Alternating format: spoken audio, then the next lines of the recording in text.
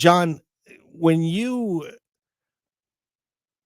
are a fan of Game Changer Wrestling, you expect those kind of things to happen. I mean, it's a very violent promotion. You're doing death matches all over the place.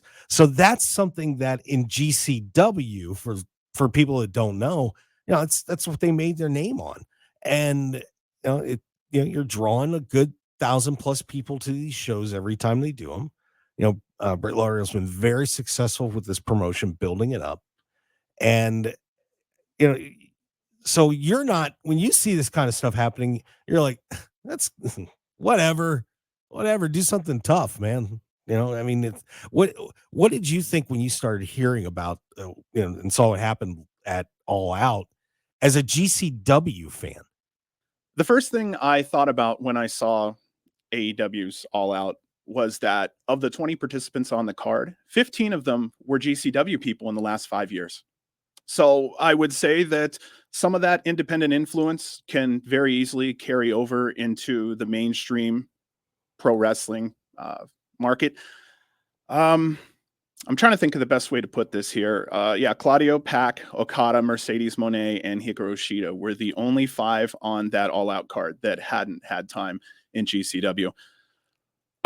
This is a weird subject because AEW is very mainstream. We have a lot of people watching. It's a very wide variety of people watching. And I was kind of curious who the agent was that let those two put together that match there. And I don't know. This is a very broad subject, but independent wrestling, I know everybody who's going to those shows knows exactly what they're getting into, especially with GCW.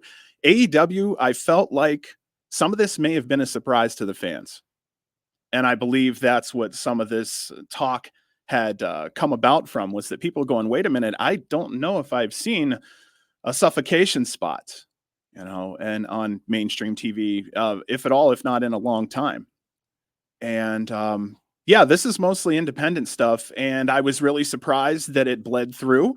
I was very surprised that it was allowed to bleed through. I love the violence aspect of everything. I love deathmatch, but I will say I feel like, and this may be unpopular to some of the hardcore fans, I feel like maybe some of that shouldn't be on TV, only because there are a lot of kids watching. I know that sounds terrible, but I made a list here: suffocation with bags, drinking blood, the use of needles. It's on the independent scene, but the use of darts, gusset plates, knife boards, and any other obscure items, I don't feel maybe that should be on mainstream. It's really easy for a kid to just put a bag over another kid's head playing wrestling. We all were wrestling fans as kids. We know that can sometimes happen. Again, there's a place for everything, and I'm not an adult to tell other adults what to do. They're making more money than me by far. But I came here today to try to give my stamp a little bit on it. And my first point, 15 out of 20 performers came from GCW in one aspect or another in the last 5 years. So they've all had that taste. And I was just very surprised. I'll just wrap it up right there. I was extremely surprised that a lot of that went on, especially with the fans not knowing it's coming. Hi, pro wrestling fans. Mark Hoke here.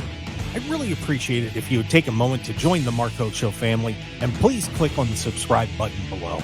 Also, please stick around and check out the incredible sponsor of this video. Thanks for joining us, and we'll see you again on the Mark Hoke Show YouTube channel.